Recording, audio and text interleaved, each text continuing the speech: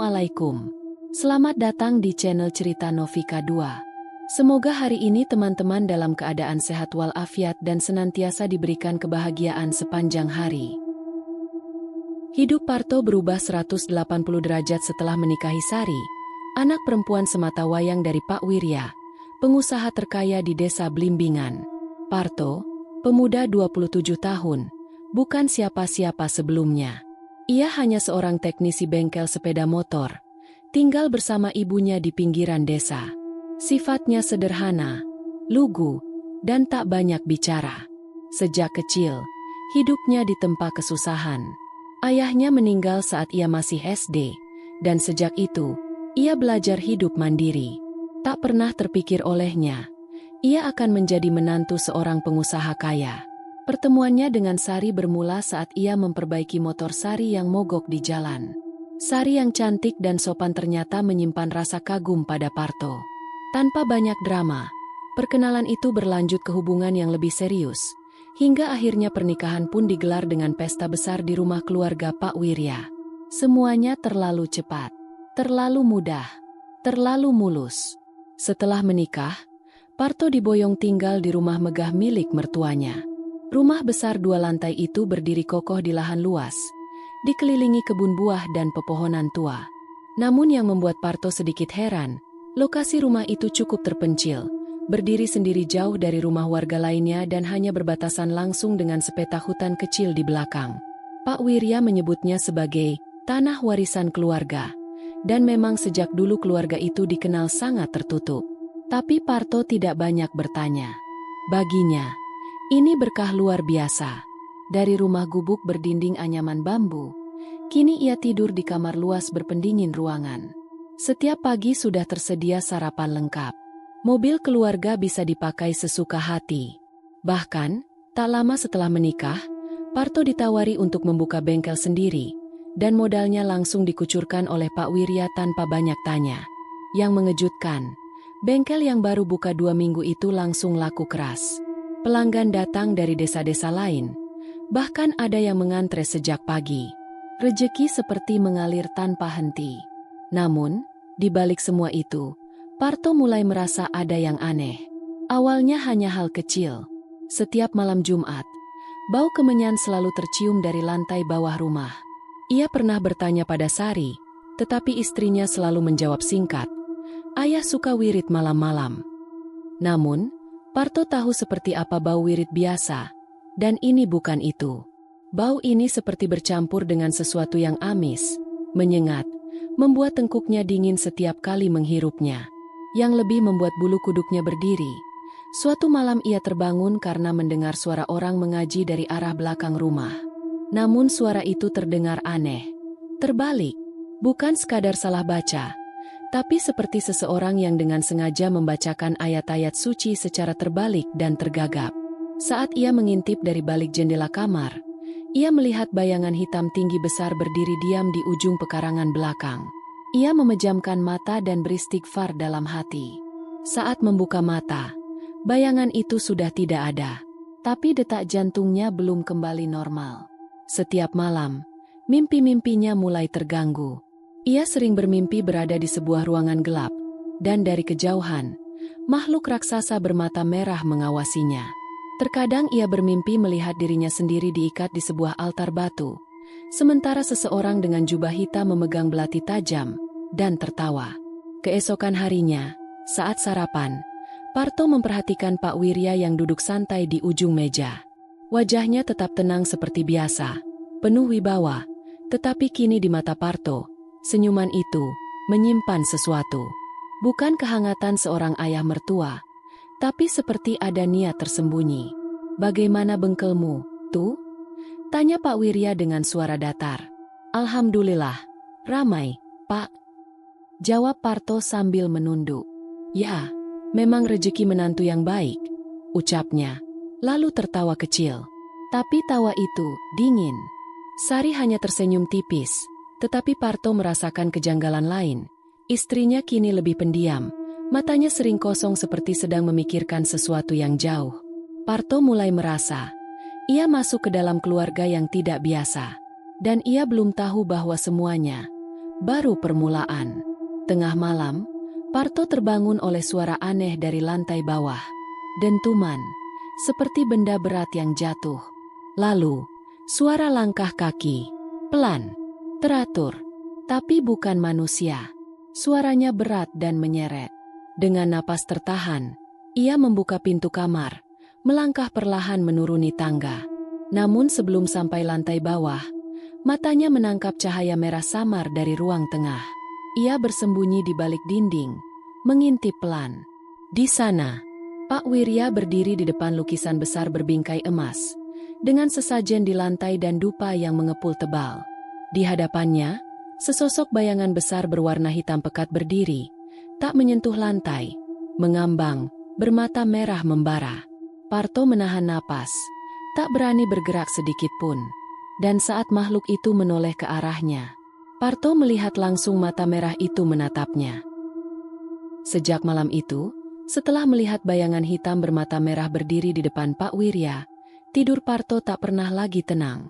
Setiap kali ia memejamkan mata, yang muncul hanyalah mata menyala itu, mengawasinya dengan intensitas yang membuat tubuhnya membeku. Namun ia belum berani bicara pada siapapun, bahkan kepada Sari, istrinya sendiri. Ada sesuatu dalam tatapan Sari belakangan ini yang membuat Parto ragu.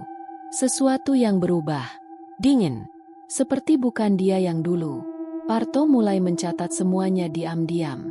Gerak-gerik mertuanya, suara-suara aneh, dan yang paling mencolok, aktivitas setiap malam Jumat Kliwon. Rumah besar itu memiliki satu area yang tidak pernah disentuh siapapun kecuali Pak Wirya, gerbang belakang.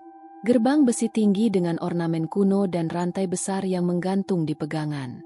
Parto pernah iseng mencoba membukanya saat siang hari, tapi gemboknya selalu terkunci rapat. Ada apa di balik situ? Gumamnya suatu hari saat ia berjalan sendirian di kebun belakang rumah. Gerbang itu menghadap ke arah hutan kecil yang gelap dan lebat, dibatasi tembok batu yang hanya tertutup lumut. Tak ada jalur menuju ke sana selain lewat pintu gerbang itu sendiri. Sari pernah bilang bahwa itu tanah keluarga, tempat penyimpanan barang-barang tua. Tapi Parto tidak pernah melihat siapapun membawa atau mengambil sesuatu dari sana. Hingga datang malam Jumat Kliwon berikutnya. Malam itu, sekitar pukul 12.30, Parto yang pura-pura tidur, bangkit pelan dari kasurnya. Ia mendengar suara langkah kaki dari lantai bawah. Langkah Pak Wirya, pelan tapi berat. Seperti memikul sesuatu.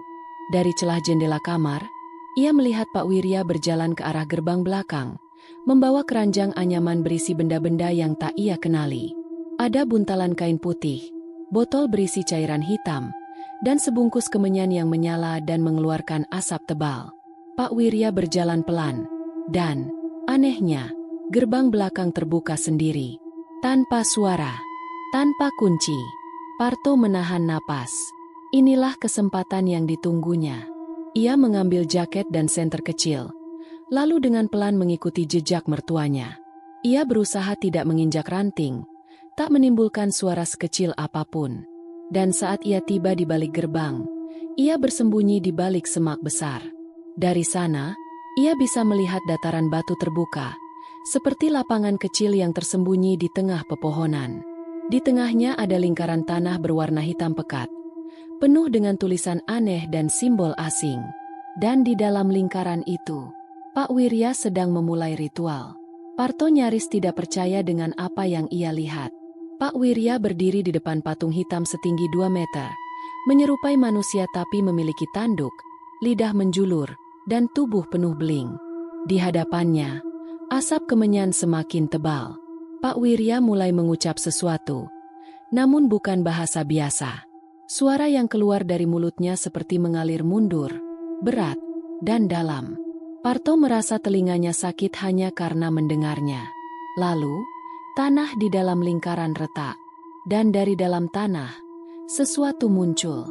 Sosok hitam besar, tinggi lebih dari manusia biasa, matanya merah menyala, tubuhnya berasap, dan suaranya seperti ribuan jeritan disatukan. Jin kafir itu muncul dalam wujud aslinya. Parto ingin berlari, tapi tubuhnya membatu. Ia hanya bisa mendengar, dan yang ia dengar membuat darahnya membeku. Tumbal MU telah siap. Pak Wirya menunduk hormat di hadapan makhluk itu. Waktunya telah tiba. Tumbalku telah dewasa dan siap. Ialah yang paling dekat, paling percaya, paling mudah. Makhluk itu tertawa. Tawa berat dan dalam, menggema hingga ke dada. Menantumu. Ya, Parto. Jawab Pak Wirya. Ia akan jadi penutup perjanjian.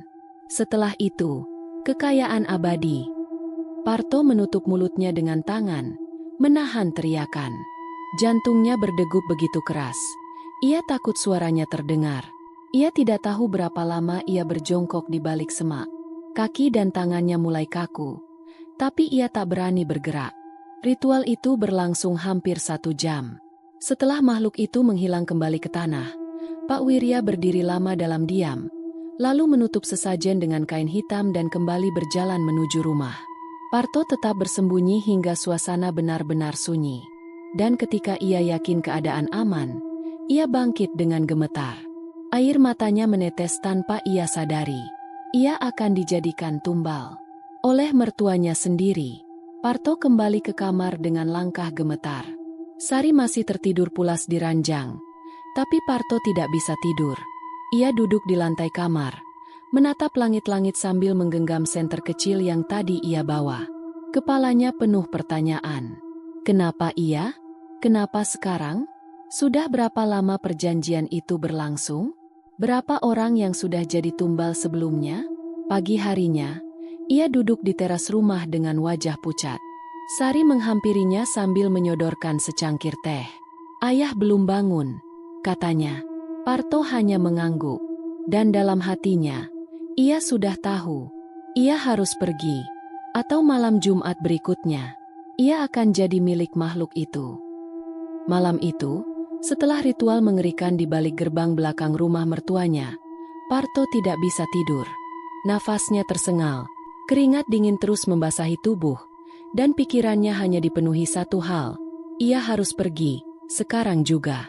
Jam menunjukkan pukul 2.10 dini hari ketika ia membuka lemari, mengambil beberapa baju, dan menyelipkan dompet serta ponsel ke dalam ransel kecil. Ia tak membawa banyak. Yang penting bisa lari dari rumah yang kini terasa seperti sarang iblis. Sari masih tertidur. Parto memandang wajah istrinya untuk terakhir kali. Ia ingin membangunkannya, mengajaknya pergi bersama, tapi entah kenapa, ada sesuatu dalam hati Parto yang membuatnya ragu. Mungkinkah Sari juga terlibat? Wajah kosongnya belakangan ini, cara bicaranya yang berubah, dingin dan datar. Parto hanya berbisik lirih. Maaf. Lalu menyelinap keluar lewat jendela samping yang menghadap ke arah kebun. Ia menuntun motornya pelan agar tak menimbulkan suara, dan ketika sudah cukup jauh dari rumah, ia menghidupkan mesin dan melaju di jalan desa yang sepi, menuju tempat satu-satunya yang terpikir oleh akalnya malam itu, rumah Kiai Ahmad. Kiai Ahmad adalah sosok yang sangat dihormati oleh warga desa. Usianya sudah lebih dari 70 tahun, tetapi suaranya masih lantang. Matanya masih tajam. Ia tinggal di sebuah rumah sederhana di pinggir sungai kecil, jauh dari hiruk-pikuk pusat desa. Dulu, Parto sering belajar mengaji di surau milik beliau. Sosoknya menjadi semacam panutan spiritual, orang yang tidak hanya mengajarkan bacaan, tapi juga makna dan keteguhan iman.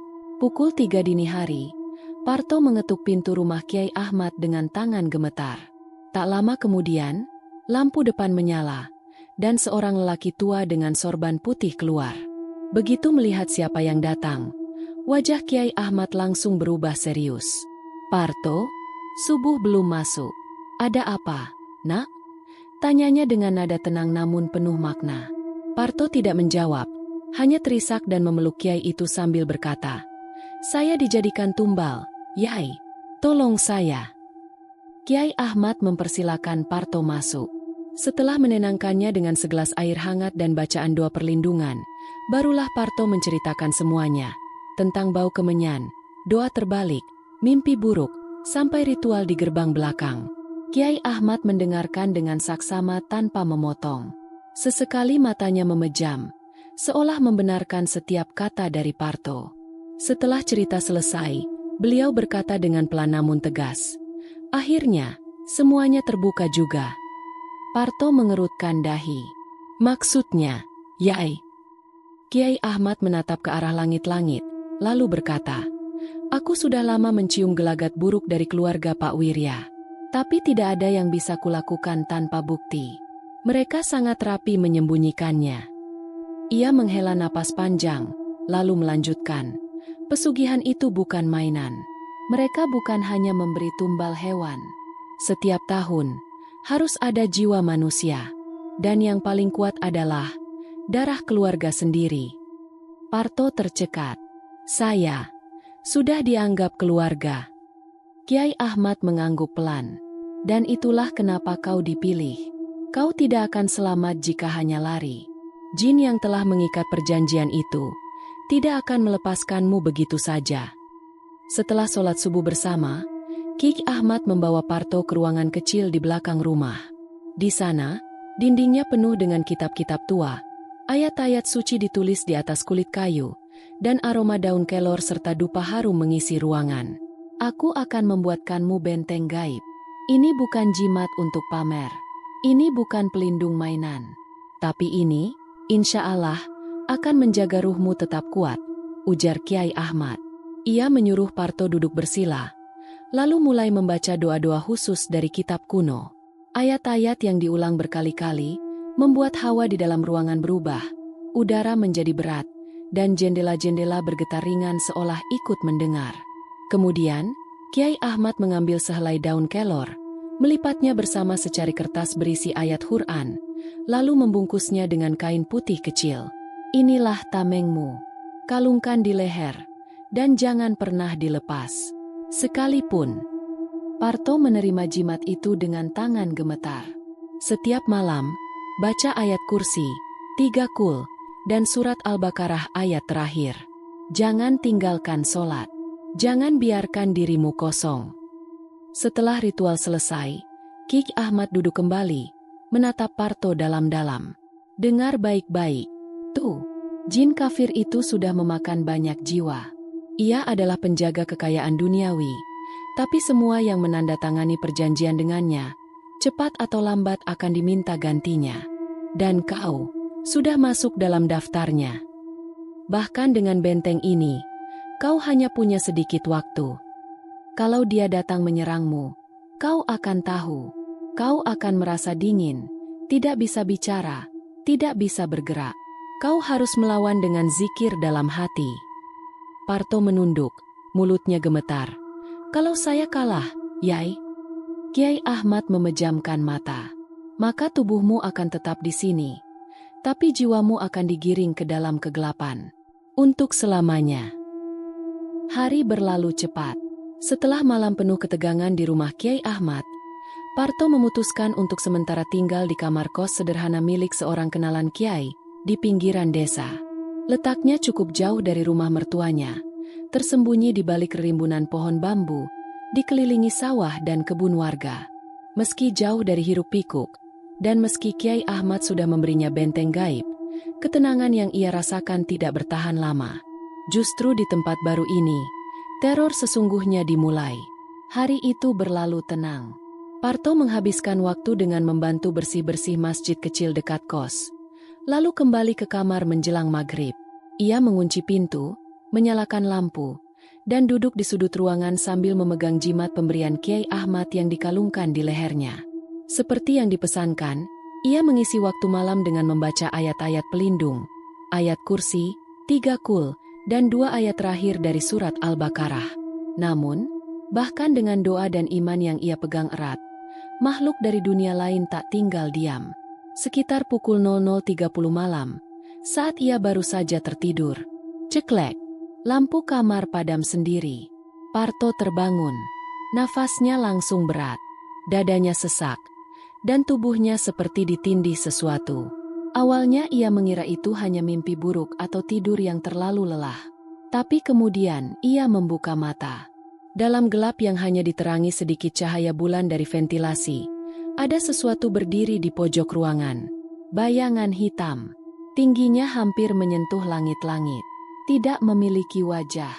Tapi matanya, 2 lubang merah menyala di tengah kegelapan, menatap langsung ke arahnya. Parto ingin berteriak, tapi mulutnya terkunci. Ia ingin bangun, tapi tubuhnya tak bisa digerakkan.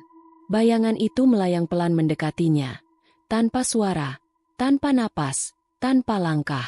Dan ketika bayangan itu tepat di atas tubuhnya yang tak berdaya, tangan tak kasat mata mencengkeram lehernya.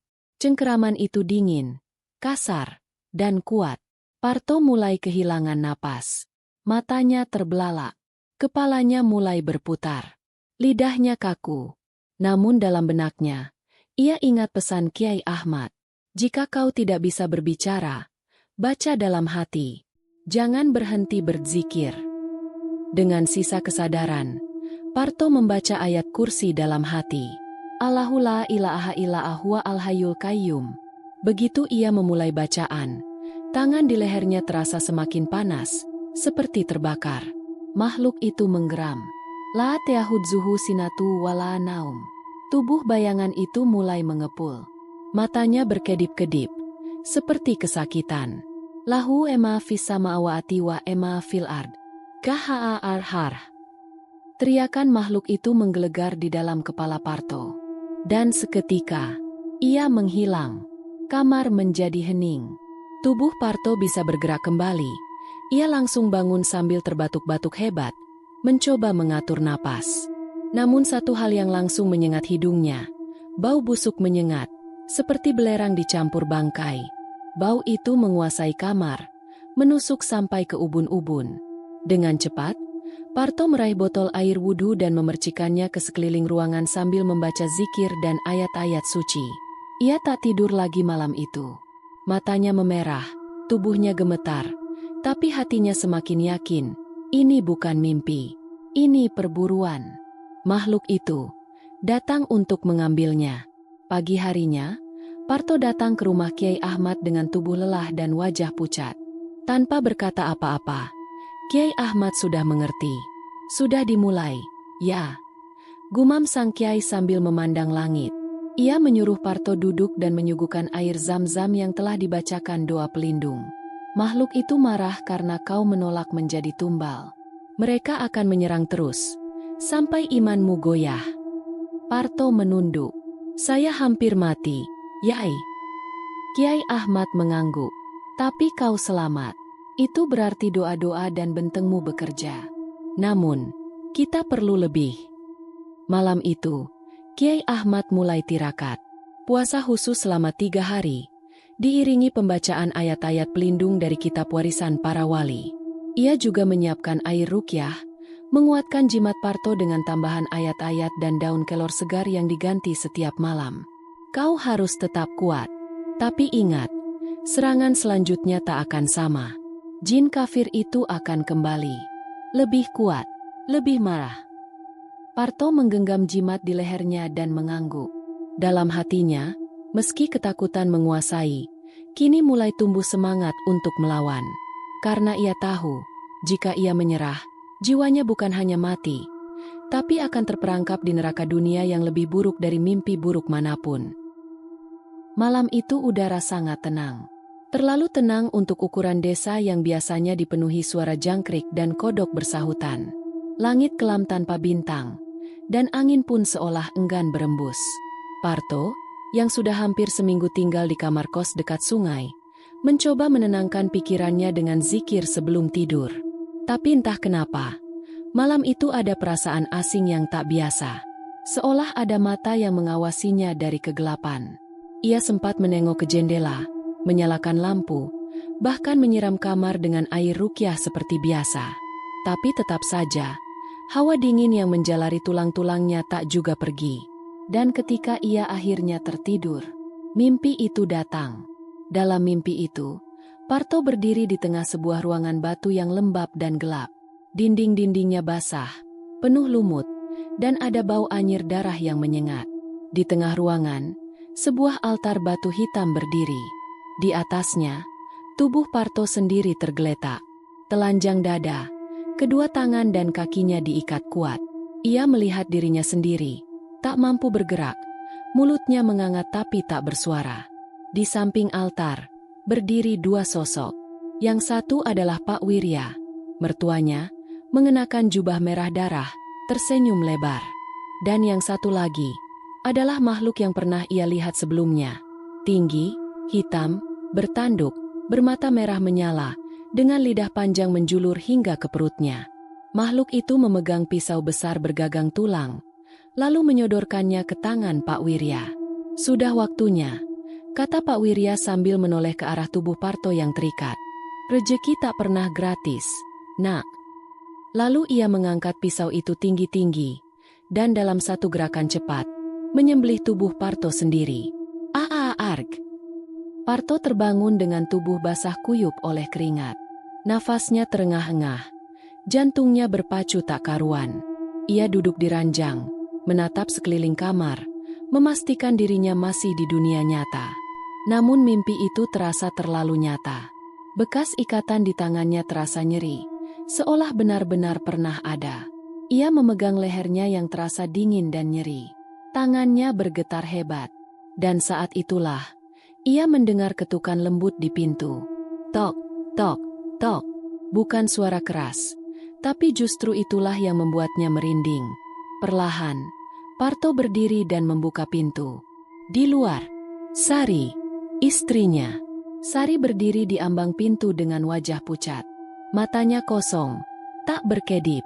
Rambutnya acak-acakan. Bajunya basah seperti habis hujan. Padahal di luar langit cerah. Parto terdiam.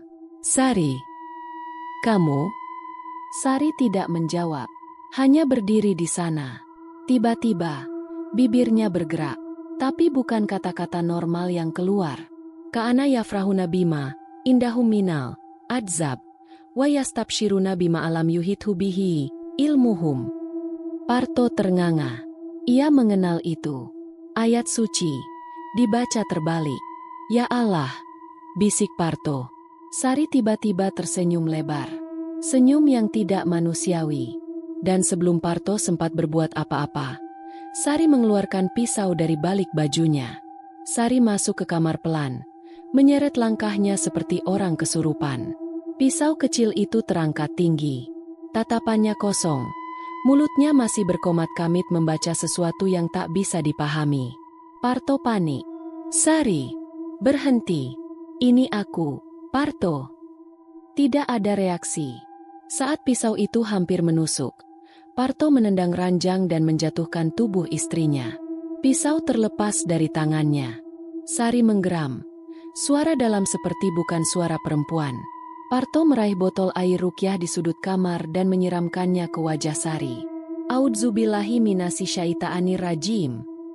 Tubuh Sari menjerit. Bukan suara manusia. Lalu ia terdiam. Pingsan. Parto menggigil. Ia tidak tahu apa yang baru saja terjadi. Tapi ia tahu, istrinya telah dirasuki. Tak ada waktu. Parto segera keluar dari kamar, mengunci Sari di dalam, lalu menaiki motornya dengan tergesa. Ia harus kembali ke Kiai Ahmad. Ia harus mencari perlindungan.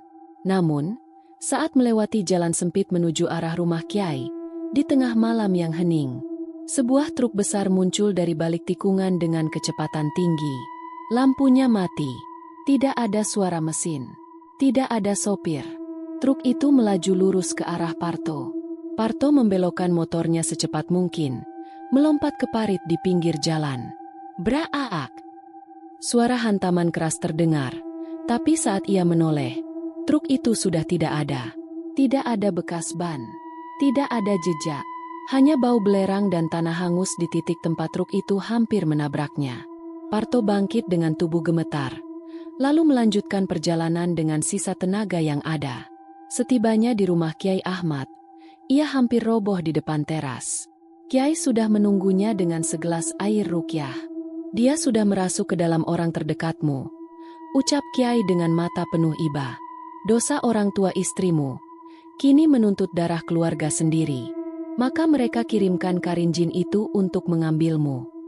Dan sekarang, mereka tidak hanya ingin tubuhmu, tapi juga imanmu." Parto menangis di depan Kiai. Lelah, bingung, tak tahu harus lari kemana. Namun Kiai Ahmad memegang bahunya dan berkata, "Kita belum kalah, nak, tapi waktumu tidak banyak. Kita harus segera memutuskan perjanjian itu. Malam Jumat Kliwon datang lagi. Tapi malam kali ini terasa lebih kelam dari biasanya. Langit menggantung rendah dengan awan hitam pekat, seolah menutup cahaya bulan agar tidak menyinari dunia. Parto duduk bersila di dalam surau kecil di belakang rumah Kiai Ahmad. Di hadapannya, sang Kiai menyiapkan segala perlengkapan untuk ritual yang akan menentukan nasibnya, antara lepas dari cengkeraman pesugihan, atau jiwanya benar-benar dijadikan tumbal. Aku sudah tidak bisa menunda lebih lama, ujar Kiai Ahmad sambil menggulung serban di kepalanya dan menggantinya dengan ikat kepala putih polos. Ritual ini berbahaya. Jin itu akan datang dengan seluruh kekuatannya. Ia tidak akan menyerah begitu saja. Parto hanya mengangguk. Tak ada kata yang bisa mewakili rasa takut yang mendera hatinya. Tapi ia tahu, ini harus dilakukan. Jika tidak, ia akan mati. Lebih buruk lagi, jiwanya akan menjadi milik makhluk itu untuk selamanya. Tepat pukul 11.45 malam, mereka berangkat ke pemakaman tua di ujung desa, tempat yang konon menjadi lokasi awal perjanjian antara leluhur Pak Wirya dengan jin kafir tersebut. Lokasi itu sunyi, dikelilingi pepohonan tinggi menjulang dan pusara-pusara tua yang hampir tenggelam di telan tanah. Beberapa batu nisan bahkan tidak lagi terbaca tulisannya. Di tengah area pemakaman, terdapat sebuah pohon beringin besar. Batangnya berlubang, akarnya menjulur seperti tangan yang mencengkeram bumi. Disinilah Kiai Ahmad memilih melakukan ritual. Ia membentangkan kain putih berbentuk segi empat, menempatkan Al-Quran di tengahnya, serta menyusun 7 batu hitam yang masing-masing dililit dengan benang merah dan putih. Aku akan memutus perjanjian itu dengan izin Allah. Tapi saat dia datang nanti, apapun yang kau lihat, jangan takut, jangan berpaling. Tetaplah di dalam lingkaran.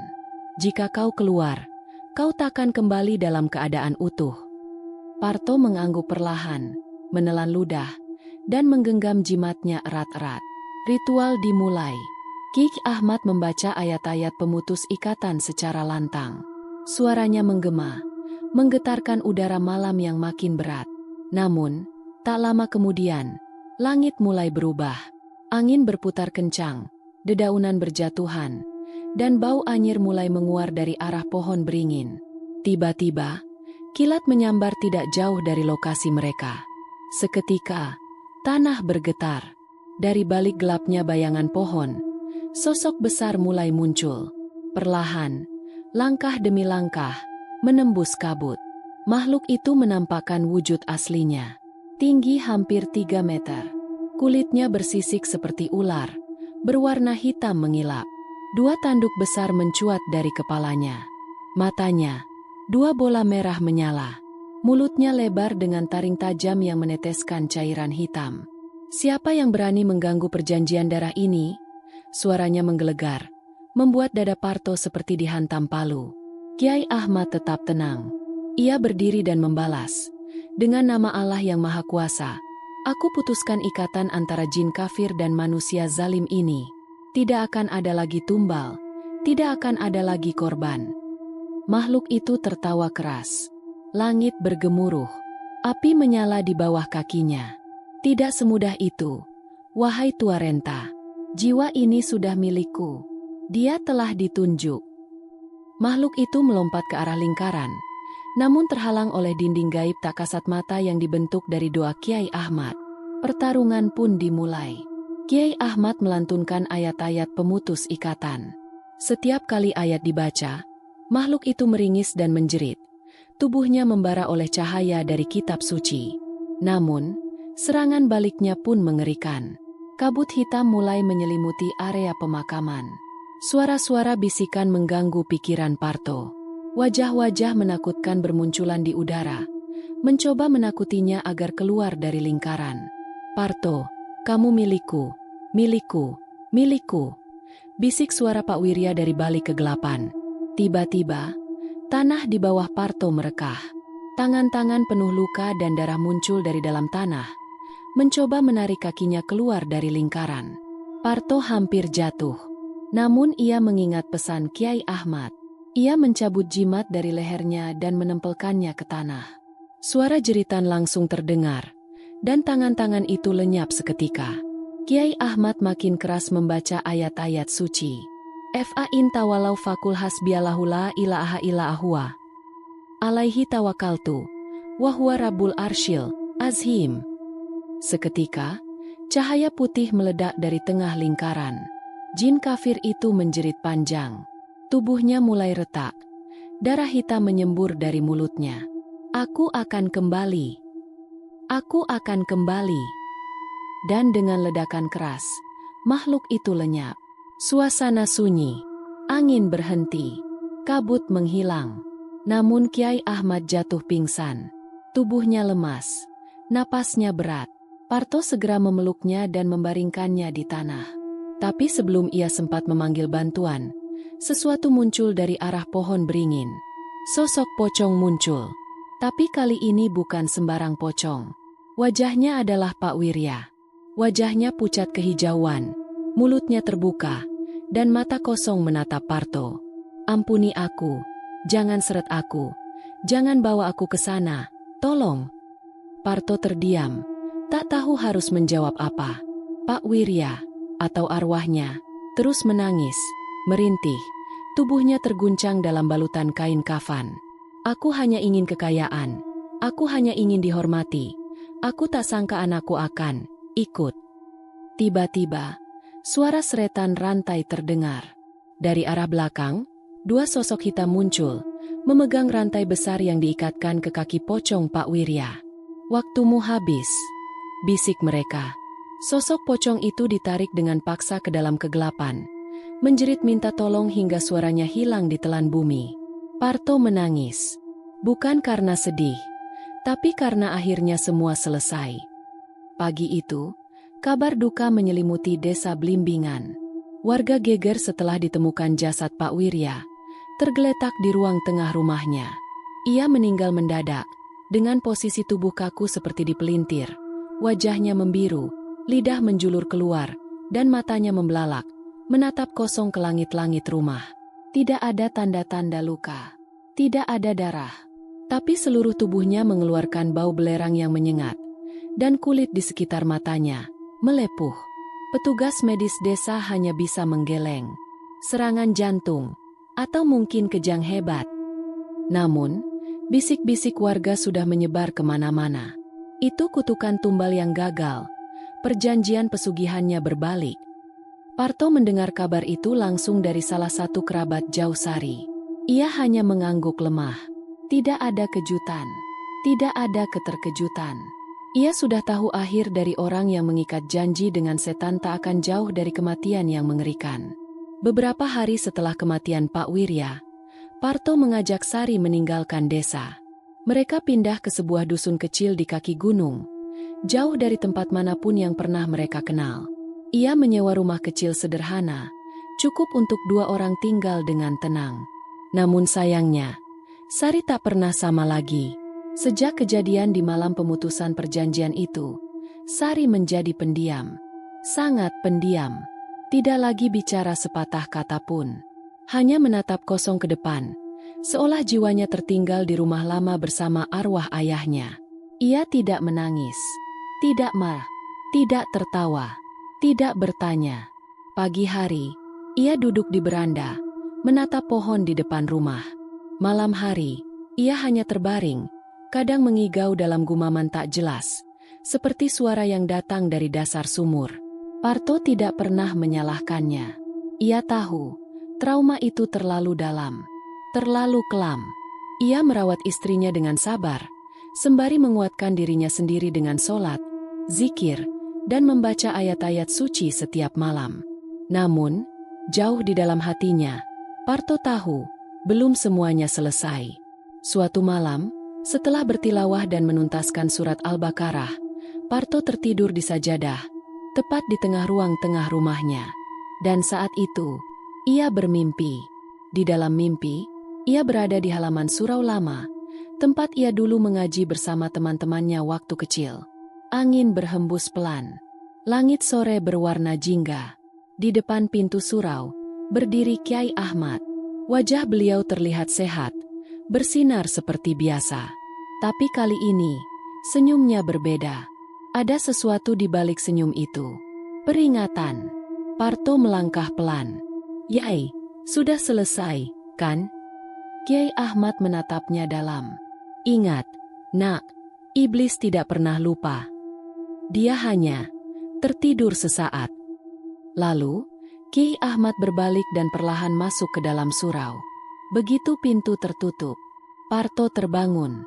Pagi itu, sinar matahari menerobos masuk dari celah jendela. Tapi Parto merasa hawa aneh menyelimuti rumahnya. Ia berdiri, merapikan sajadah, lalu tiba-tiba merasakan ada sesuatu yang berat di lehernya. Ia memegang kalung jimat daun kelor pemberian Kiai Ahmad. Dan saat ia melihatnya, jimat itu telah berubah hitam, kering, rapuh. Daun yang dulunya segar dan wangi, kini seperti hangus terbakar dari dalam. Parto menelan ludah.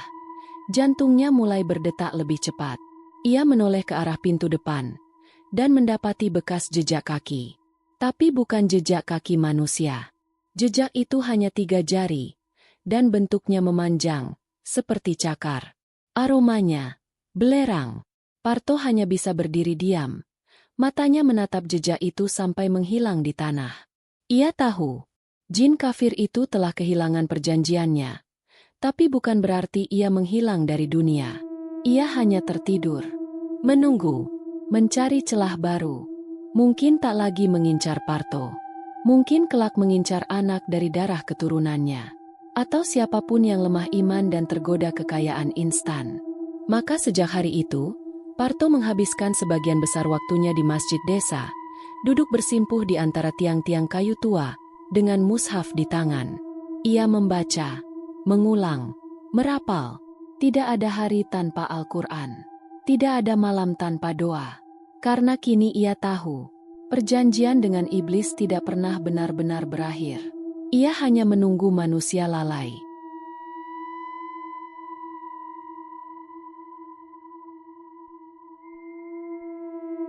Demikian cerita hari ini.